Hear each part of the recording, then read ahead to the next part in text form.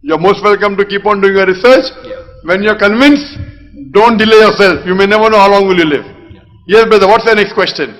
Maybe after your next question you're convinced. Now, my next question is not actually related to what you have talked about. This is quite personal.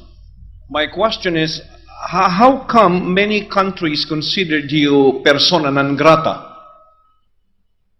They find you very despicable, and yet, as far as I'm concerned, you're very insightful. You're not loathsome. I wonder why. Brother, can you repeat the first part of the question? Many countries consider you persona non grata. It's a Latin expression meaning you are unacceptable type of a person. Maybe they hate you, they loathe you, they find you despicable. I wonder why. Can you enlighten us on this? Brother asked a very good question. That why do many countries fight me personal ungrata means I'm not welcome. He's referring to mainly UK. Officially, only one country. Okay, UK. But when you say many countries, I agree with you. I agree with you. Many countries may be finding me personal non grata, may not like me to enter the country. I agree with you. But officially, only one country has excluded me, that is UK. You're asking why? You know why? Because the UK government find me that I'm the person, mashallah, who is able to remove the misconceptions about Islam.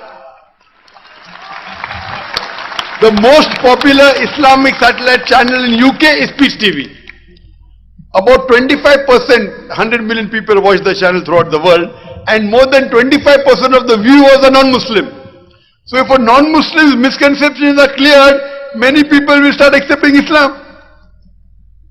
So, that's the reason the previous government, that's the Labour Party, the head of the anti-terrorism department, Charles Farr, in 2009, he sent a person and he requested me that, Dr. Naik, can you cooperate with us? I said, what cooperation you want? You can reach those Muslims who we cannot reach. I said, maybe. He said, can you help us and help our country to reach, give the message of peace to these Muslims? I said, I agree with you. That there are some Muslims who are misguided, but there have been some misconceptions in the UK government. I will help you under two conditions. Point number one, you should not ask me to do anything against Quran and the Sahih Hadith. Point number two, I do not want a single penny from you. They were willing to fund me. I said, it's the religion of Islam. We have to help others. And alhamdulillah, we don't require a penny from you. If these two conditions are fulfilled, I am with you. Later on, the elections took place and the Conservatives came, the Tories. In less than 1 month's time, the Home Secretary, Theresa May, they want to show to the country that they are strong against the Muslims. So the most popular Muslim person they could find was Zakir Naik. And we were about to, 1 month after they came to power, the new government, we had the 3 prestigious venues, Wembley Arena, Sheffield Arena and NEC Birmingham. You know, all these top. And we had done publicity. And before I landed, 1 day before, she issued an exclusion order, which came to me from UK to the High Commission in Bombay, and said I had a valid visa for 5 years. Many times that I've been going since the past 20 years. I've gone more than 15 times, given lectures, big gatherings, largest gathering, more than 25,000 people, with paid tickets. I mean, the organizers gave tickets.